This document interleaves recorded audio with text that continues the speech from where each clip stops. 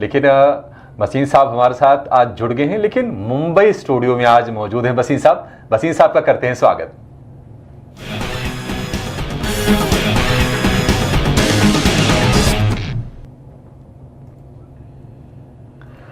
वसीम साहब, बहुत शुक्रिया आपका समय देने के लिए और हमारे स्टूडियो में पधारने के लिए। हम शरीर तो वहाँ पर नहीं है, लेकिन मन से आपके साथ वहाँ ज़रूर हैं। बताइए सर, क्या अपडेट्स हैं आपके पास और बाजार पर आपका व्यू क्या है? नए हाइस पर तो हम पहुँच ही गए हैं। हाँ, गुड आफ्टरनून अभिषेक, आपको भी, सृष्टि को और डिम्पी को बहुत बहुत शुभकामनाएं। और हम तो आज दिल्ली में हैं, कल अभी अमृतसर थे और आज मुंबई हैं, परसों अमृतसर से, सॉरी। तो बाजार तो रुकने का नाम नहीं ले रहा सर। फेड ने दिखा दिया कि क्या कह रहे हैं कि वहाँ कमर्शियल रियल एस्टेट का जो पेपर है, अगर उन्होंने रेट कट नहीं किया तो बैंक्स वहाँ बहुत बड़ा एनपा से डिफॉल्ट हो सकता है। तो फेड ने एक डविश स्टांस भी ले लिया, which was known by the market. मुझे लगता है large part of the good news is already there, क्योंकि आप देखिए, मैंने पहले भी कहा थोड़ा सा कि gold, silver, bitcoin, bonds and equities all railing in tandem. ये बड़ा रेयर होता है। मुझे अभी भी लगता है सेकेंड हाफ या मिडिल ऑफ मई में एक अच्छी करेक्शन आएगी, क्योंकि आपने सब गुड न्यूज़ प्राइस इन की है और वो करेक्शन हेल्दी होगी मार्केट के लिए before a major event like a election. In the mean time आपको बायस और सेल आपको चलते हैं। इंजीनियर्स इंडिया आपको बहुत कहा था, ABFRL, इरकॉन, BHEL, ये सारे मेरे आउट परफॉर्मर्स रहे हैं। मैंने आपको अशोक लीलैंड बहुत जोर से कहा था, कल उसने नया हाई कहा है। अब 250 का भाव आ जाएगा, 195 के ऊपर 2 दिन क्लोज आ गई। ऑटोज में वो मेरा टॉप पिक है। लेकिन आज का थीम एक दो पावर के शेयर हैं, आप कहे तो मैं शुरू करूं। मैं उनका रैशनल भी दूंगा और उनकी कारण भी, मगर मेरे लिए 2-3 पिक्स हैं। पावर उनमें सबसे बड़ा है। आप कहें तो मैं शुरू करूं। आपको यह भी याद दिला दूं कि कल REC PFC ने न्यू हाई मारा है और जहां से आपके साथ मेरी कवरेज हुई है वो 3 बैगर्स पहले ही हो गए हैं। ऐसे ही कुछ पावर के शेयर बने हैं। आज भी ऐसा ही एक आपको मैं शेयर देना चाहता हूं जिससे लोग बाग पैसा कमाएं। वेट ही कर रहे हैं आपके उस शेयर्स की। और दूसरा, मैं REC PFC की बधाई भी देना चाहूँगा कि इतना चलने के बाद भी इस तरह का confidence, intelligence, factual data checking करने के बाद आपका कॉन्फिडेंस बरकरार रहता है, ये काबिल तारीफ है। सर बताइए, वो कौन सा पावर के स्टॉक्स हैं जिस पे आप रैशनल के साथ बताना चाहते हैं? क्या इन शेयर्स पर आप ज़रूर ध्यान दो? हाँ देखिए, वो है रतन इंडिया। रतन इंडिया पावर 9 रुपए का शेयर है, 2700 मेगावाट है, one of the largest power generation companies. और इस पे कुछ डेट का ओवरहैंग आ गया था, आपको पता है पीछे, जैसे जब एक रिफॉर्म में प्रोसेस में देरी आई थी एंड सो ऑन। 2700 मेगावाट में से एक अमरावती है और एक नासिक पे है। इसमें बहुत नोन इन्वेस्टर्स हैं like Warde and Goldman Sachs. उससे भी ज़्यादा ये NCLT से बाहर आ जाएगा। आपको याद है डिम्पी जी, आपके यहाँ जब मैंने शुरू किया था 7-8 रुपए में, मैंने आपको JP पावर कहा था कि EBITDA पॉजिटिव हो जाएगा। आज JP पावर का भाव देखिए, उसके रिटर्न्स हैव बीन सुपर्ब, और रिटर्न्स और रिजल्ट्स। और 4000 वाला मार्केट कैप आज 12000 करोड़ है। ऐसे ही रिलायंस पावर 3.5-4 रुपए वाला 30 रुपए है। Ratan power is the next play on this. और उसके पास तो कैपेसिटी जो है, जो उसका आगे की विजन है, जो वो डिमांड है, ये शेयर यहां से दुगना तिगना भी हो जाए तो कोई मुझे दो राय नहीं। 4500 करोड़ की मार्केट कैप है, 10 से 12000 करोड़ की मार्केट कैप इसके लिए अनिवार्य है। दूसरी बात, NCLT से बाहर आते ही ये स्टॉक में आपको एक नया मोमेंटम दिखेगा। नाउ आपको ये लेके चलना है that these are some stocks जहां पे market momentum delta is high. आपको उतना ही रिस्क ले सकते हैं जितना आपके पास बर्दाश्त है, लेकिन इसमें टाइम दीजिए।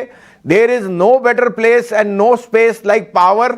और आपने देखा है from NTPC, from BHEL, from Tata power, REC PFC, जितने हमने पावर के शेयर कहे हैं वो दुगने तिगने 4 गुना तक हो गए हैं। ये शेयर मुझे 20-25 रुपए का भाव दिखता है, लेकिन आपको उतना पैसा डालना है जहां वॉलेटिलिटी और मार्केट की डायनामिक्स को आप डाइजेस्ट कर सके। का शेयर है, 20 रुपए तक के टारगेट है। वसीम साहब, इसके अलावा कोई और पावर का स्टॉक तो नहीं है ना?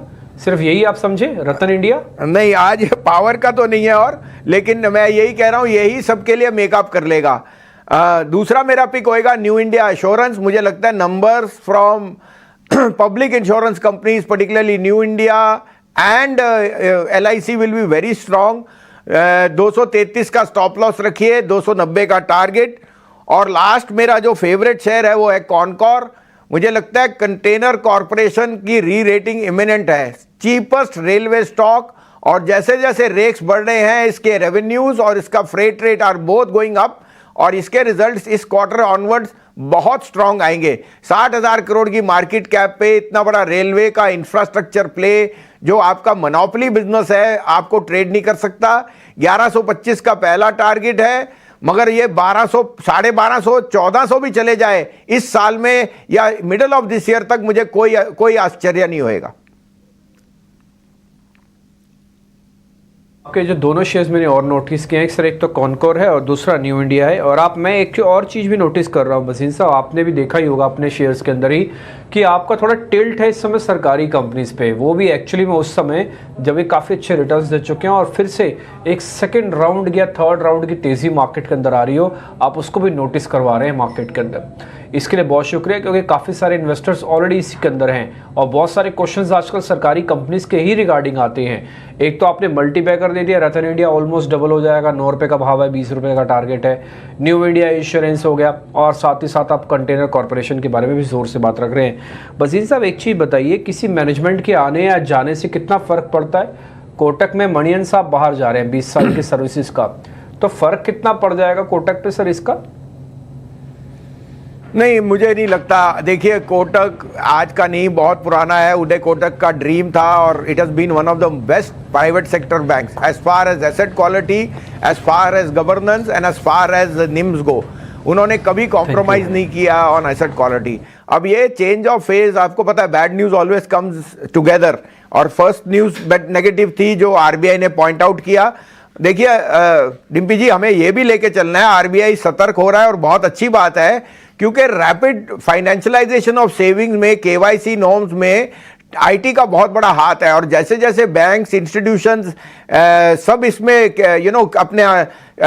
अपने आप को प्रिपेयर करते हैं, उसमें आरबीआई आपको सतर्क करता है। आई थिंक ये रूटीन थे, जो भी उनके लिए ऑब्जर्वेशन थी वो ठीक हो जाएंगी, और एक आदमी के जाने आने से कोई इतने बड़े बैंक पे कोई इतना प्रभाव नहीं है। I think Kotak has enough leaders with in to make up for that. हाँ, अगर मनियन साहब का बिजनेस देखे, उनका परफॉर्मेंस देखे, तो जहां भी आई थिंक वो रूमर यही है कि फेडरल बैंक जा रहे हैं, वो स्टॉक में थोड़ी सी चाल आ सकती है, थोड़ा कोटक घट सकता है। लेकिन मैं अभी भी कहूंगा कोटक बैंक में सिप कीजिए, faster than you expect resolution of RBI processes can again see कि ये बैंक वापस आएगा। और याद रखना, जब करेक्टिव मेजर्स के बाद कंपनी वापस आती है तो उसमें फिर जो चाल होती है, because performance becomes the key, मुझे लगता है एक आदमी के जाने से इतना बड़ा फर्क बिल्कुल नहीं पड़ना चाहिए।